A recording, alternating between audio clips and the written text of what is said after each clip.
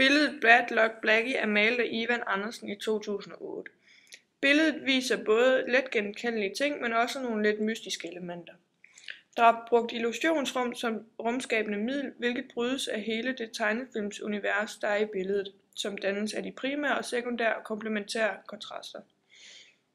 Der er brugt et par af grundformerne i billedet, nogle som skaber kaos, andre skaber kosmos. Trekanten i gavlen ville være mere kosmosdannende, hvis ikke benene i vinklen havde været brudte. Derimod er der brugt en masse firkanter, både kaos og kosmosskabende.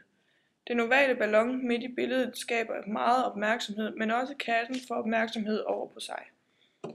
Vores fortolkning af billedet er, at bag den trygge forstads parcelvilla gemmer der sig noget knap så tryg og en masse hemmeligheder, der gemmer sig bag facaden.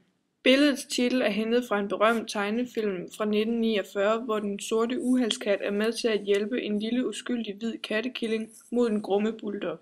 Hver gang den lille fløjter krydser Blackie bulldoggens vej, og alverdens tunge genstande falder over hunden. På et tidspunkt males den sorte kat hvid, og dens magt forsvinder. Men så springer den hvide killing i en bøtte med sort maling, og nu er det den, som bringer uheld, og den, der får kvæst bulldoggens magt. Man kan ikke lade være med at tænke på tegnefilmens tvetydige univers, når man ser billedet. Er Blackie skurk, helt eller offer, og hvad sker der bag facaden?